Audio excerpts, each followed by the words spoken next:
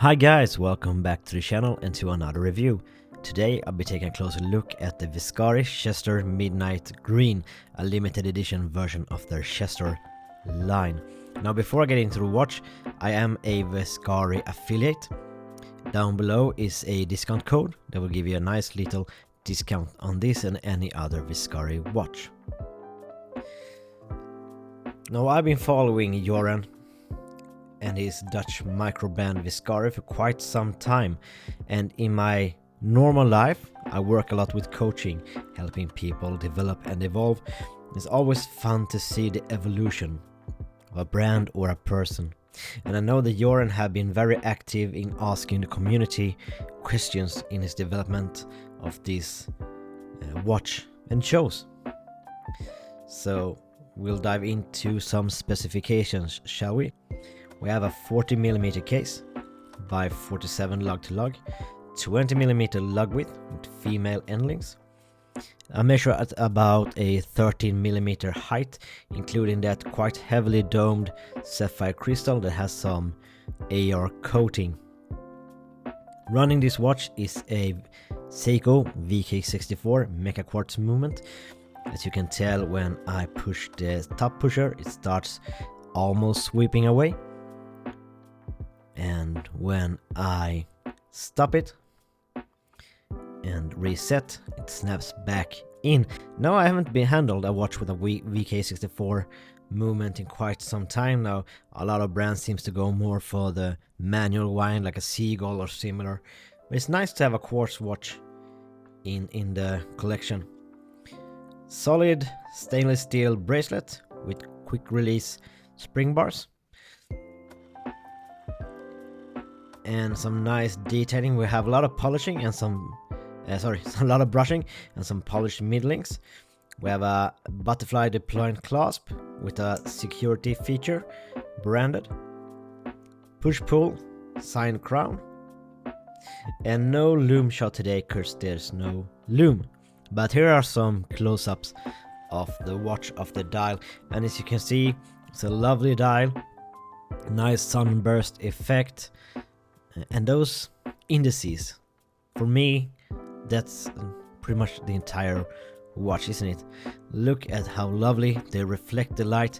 At some angles they almost disappear.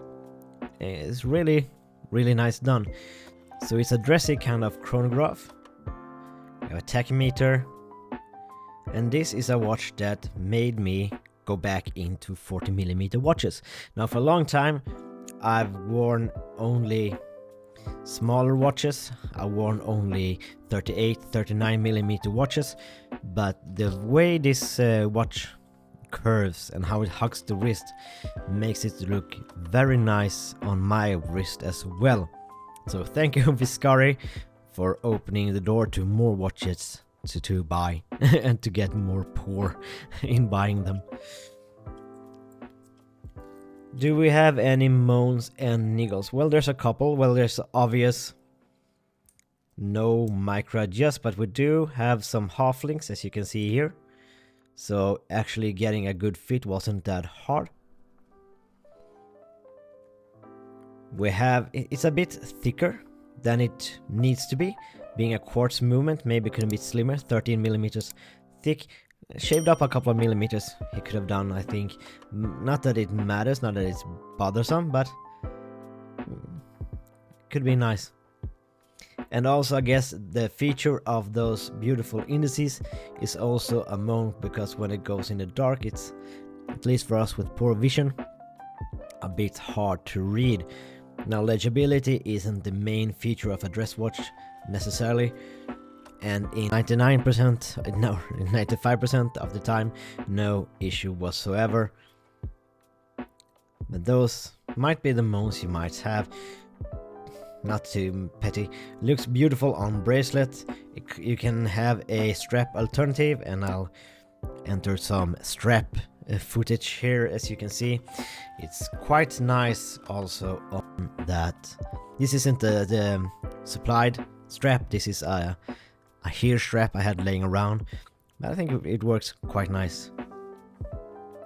Now all that's left to do is to put it on my, please focus, on my 16.5 17 centimeter wrist. And this is how it wears.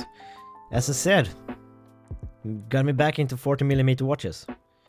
Curves the wrist nicely, no overhang, comfortable, a decent heft to it. I can feel it on wrist without being troublesome. Nicely done. You're nicely done, Vescari. Can't wait to see what you do next. And that's it, guys. Until next time, stay safe, please like and subscribe, and bye bye.